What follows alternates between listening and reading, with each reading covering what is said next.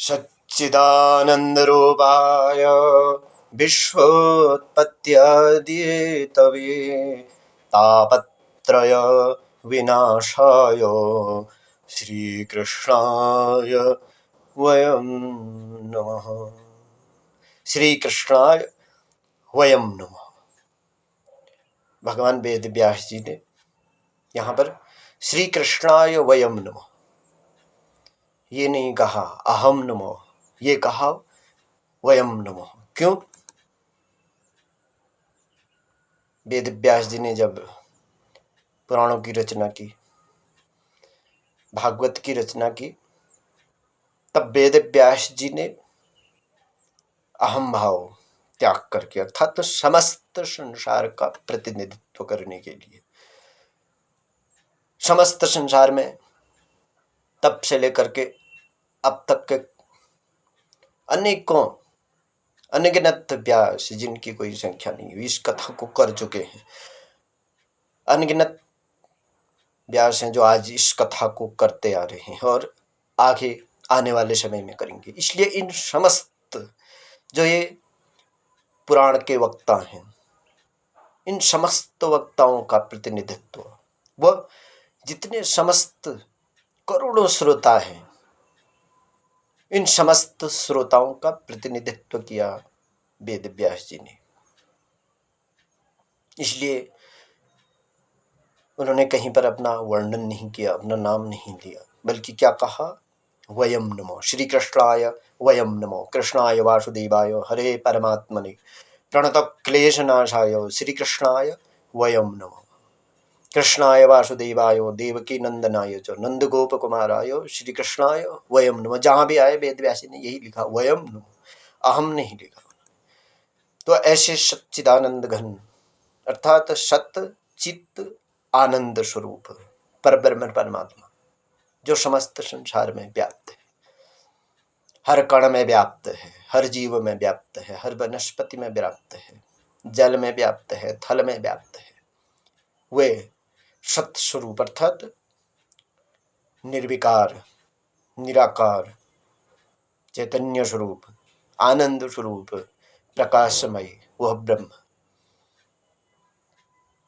जो जल में भी है, जो थल में भी है, जो आकाश में भी है, हर वनस्पति में, हर जीव में है, ऐसे उस परब्रह्म परमात्मा को उन्होंने कहा कि हम नमन करते हैं।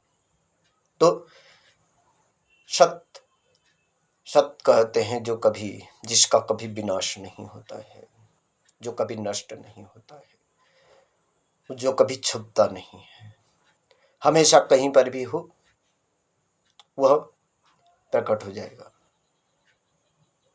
अर्थात अदृश्य होने के बाद भी वो दृश्य हो जाएगा, वो अपना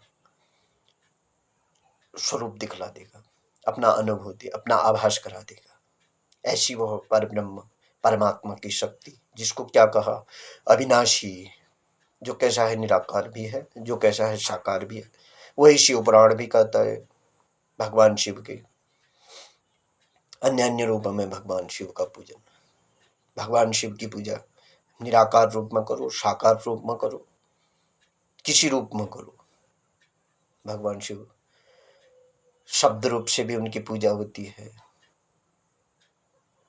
भगवान शिव को वर्ण रूप भी कहा जाता है, अर्थ रूप भी कहा जाता है, नाद रूप भी कहा जाता है, अर्थात नाद अर्थात जो संगीत स्वर इत्यादि जो आते हैं, ओमकार का नाद जो होता है,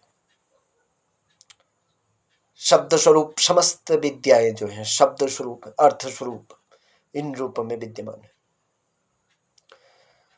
तो ऐसे परब्रह्म परमात्मा का चिंतन किया महर्षि वेद व्यास जी, भगवान वेद व्यास जी जो भगवान के अवतार रूप भी माने जाते हैं। उन वेद व्यास जी ने 18 पुराणों की रचना की, श्रीमद् भागवत की उन्होंने रचना की और श्रीमद् भागवत में उन्होंने भगवान श्री हरि के स्वरूप का वर्णन इस प्रकार से किया कि सच्चिदानंद रूपायो विश्वोत्पत्त्यादि हेतवे, अर्थात जो विश्व की उत्पत्ति, विश्व के पालन, और विश्व की संहार की जो कारक हैं, जो कैसे हैं, समस्त भक्तों की पीड़ाओं का नाश करने वाले ऐसे परब्रह्म परमात्मा श्री हरि जो समस्त संसार में व्याप्त हैं और समस्त भक्तों की जो उनका स्मरण करता है उनका पीड़ाओं का वो नाश करते हैं। उन परब्रह्म परमात्मा को यहाँ पर वयम नुमो हम सब नमन करते हैं।